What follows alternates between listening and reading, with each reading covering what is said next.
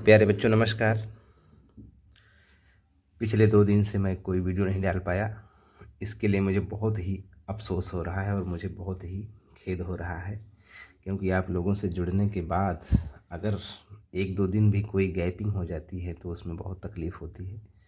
लेकिन क्या करें, समय ही ऐसा आता है, कोई कोई दिन ऐसा हो जाता है कि समय निकालना मुश्किल हो जाता है।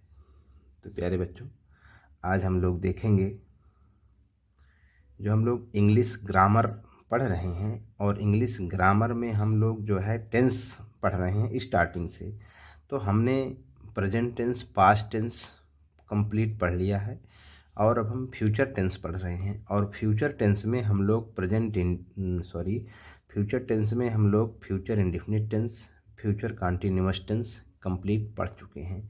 आज हम लोग पढ़ेंगे future perfect tense. Future perfect tense पढ़ने चल रहे हैं। तो चलिए हम लोग हेडिंग डाल लेते हैं।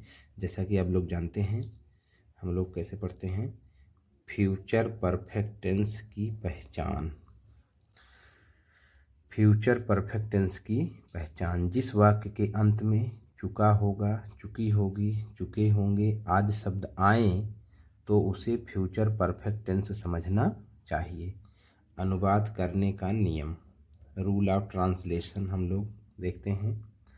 सब्जेक्ट आई और वी के साथ सहायक क्रिया शैल है तथा बाकी सभी कर्ताओं के साथ सहायक क्रिया विल हैव का प्रयोग करते हैं और क्रिया का थर्ड फॉर्म लगाते हैं, यानी वर्ब का थर्ड फॉर्म लगाते हैं। तो हम लोग जैसा कि जानते हैं कि बहुत ही सिंपल तरीका है। सब्जेक्ट आई और वी के साथ सहायक क्रिया शैल हैव, बाकी सभी कर्ताओं के साथ विल हैव का प्रयोग करते हैं और क्रिया का वर्ब का थर्ड फॉर्म लगाते हैं। चलिए एग्जाम्पल के माध्यम से हम लोग देखते हैं। राम स्कूल जा चुका होगा। सब्जेक्ट हमारा यहाँ पर राम है, तो आपने लिखा है कि केवल आई और वी के साथ शैल लगाएंगे, बाकी सभी कर्ताओं के साथ विल का प्रयोग करेंगे। देखते हैं, राम स्कूल जा चुका होगा। Ram will have gone to school. दूसरा एग्जाम्पल देखिए, हम खाना खा चुके होंगे। हम खाना खा चुके होंगे। We shall have eaten the food. We shall have, हम यहाँ शैल हैव इसलिए लगा रहे हैं क्योंकि हमारा सब्जेक्ट वी है, तो वी के साथ हमने लिखा है कि शैल हैव का प्रयोग करेंगे और क्रिया का थर्ड फॉर्म यानी जो ईट है, ईट का थर्ड फॉर्म क्या होता है, ईट, एट, ईटन। तो हम लोग लगाएंगे कि we shall have eaten the food. अगर इसी को हमको निगेटिव बनाना हो कि हम खाना नहीं खा चुके होंगे, हम खाना नहीं खा चुके होंगे, तो हम लोग क्या लिखेंगे, we shall have not been. केवल शैल और हैव के बीच में नॉट लगा देंगे, शैल और हैव के बीच में नॉट लगा देंगे, तो we shall not have eaten the food.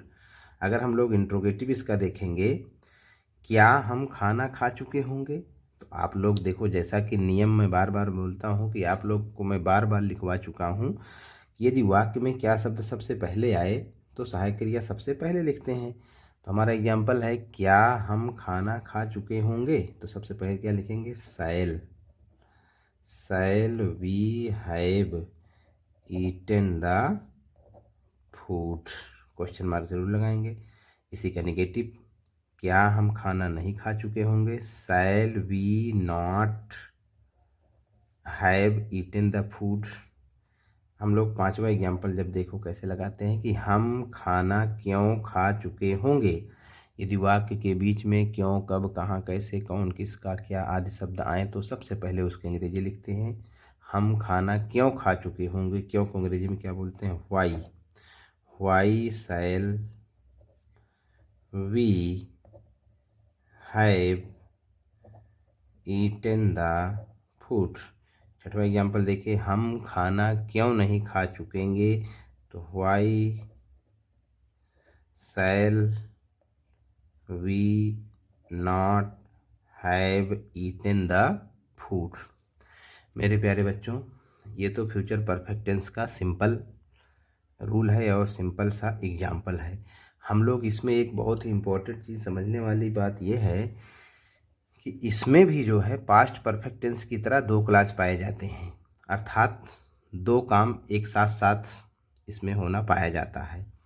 तो इसका भी वही सिंपल सा नियम है, बस थोड़ा सा अंतर है कि जो कार्य पहले समाप्त हो रहा है, जो कार्य पहले समाप्त हो रहा है उसे आप फ्यूचर परफेक्ट टेंस में करेंगे, और जो कार्य बाद में समाप्त हो रहा है उसको आप प्रेजेंट इंडेफिनिट टेंस में करेंगे। हाँ, आपने बिल्कुल सही सुना, किसमें करेंगे? प्रेजेंट इंडेफिनिट टेंस में। यदि फ्यूचर परफेक्ट टेंस में दो क्लास पाए जाते हैं तो जो कार्य पहले समाप्त होता है उसको हम फ्यूचर परफेक्ट टेंस में ही करेंगे, लेकिन दूसरा वाला किस में करेंगे? प्रेजेंट इंडेफिनिट टेंस में। अब प्रेजेंट इंडेफिनिट टेंस आपको नियम पता ही है कि अनुवाद करने का नियम क्या होता है। एक वचनकर्ता के साथ क्रिया में यस या यस जोड़ देते हैं तथा बहुवचनकर्ता के साथ क्रिया ज्यों की त्यों रख देते हैं। तो चलिए हम लोग इसको एग्जाम्पल के माध्यम से देखेंगे। तुम्हारे आने से पहले वह अपना पाठ याद कर चुका होगा। तुम्हारे आने से पहले वह अपना पाठ याद कर चुका होगा। यहाँ पर देखिए, वह अपना पाठ याद कर चुका होगा। तो he will have learned, LEARNT, learned his lesson before you come. Subject बहुवचन का है इसलिए हम लोग यहाँ पर कम लगाए हैं। इसके और एग्जाम्पल समझने के लिए हमने बहुत ही अच्छे तरीके से एक कंप्लीट एग्जाम्पल लिखा हुआ है, मैं आपको उसको समझा देता हूँ। चलिए देखिए एग्जाम्पल। राम के आने से पहले वह पत्र लिख चुकी होगी। राम के आने से पहले वह पत्र लिख चुकी होगी। She will have written the letter before Ram comes. आपने नियम लिखा हुआ है कि फ्यूचर परफेक्ट टेंस में इस प्रकार के सेंटेंस आते हैं, तो उसमें एक सेंटेंस जो होगा फ्यूचर परफेक्ट टेंस में होगा और दूसरा प्रेजेंट इंडेफिनिट टेंस में होगा। दूसरा एग्जांपल देखिए इसका नेगेटिव। राम के आने से पहले वह पत्र नहीं लिख चुकी होगी। She will not have written the letter before Ram comes. क्या राम के आने से पहले वह पत्र लिख चुकी होगी? क्या शब्द सबसे पहले आ रहा है तो हम लोग हेल्पिंग वर्ब को सबसे पहले लिखेंगे। Will she have written the letter before Ram comes, question mark जरूर लगाएंगे। क्या राम के आने से पहले वह पत्र नहीं लिख चुकी होगी? Will she not have written the letter before Ram comes. Ram के आने से पहले वह पत्र क्यों लिख चुकी होगी? तो why will she have written the letter before Ram comes.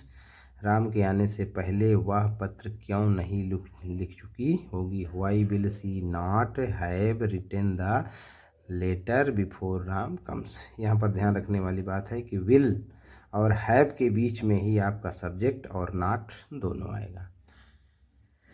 आज हम लोगों ने फ्यूचर परफेक्ट टेंस को कंप्लीट पढ़ा। इसका simple sentence, negative sentence, interrogative sentence, सारे एग्जाम्पल हमने देख लिए। तो मेरे प्यारे बच्चों, यदि वीडियो आपको अच्छी लगे तो आप लोग इसे अपने दोस्तों में शेयर करें, लाइक करें, सब्सक्राइब करें। जय हिंद, जय भारत।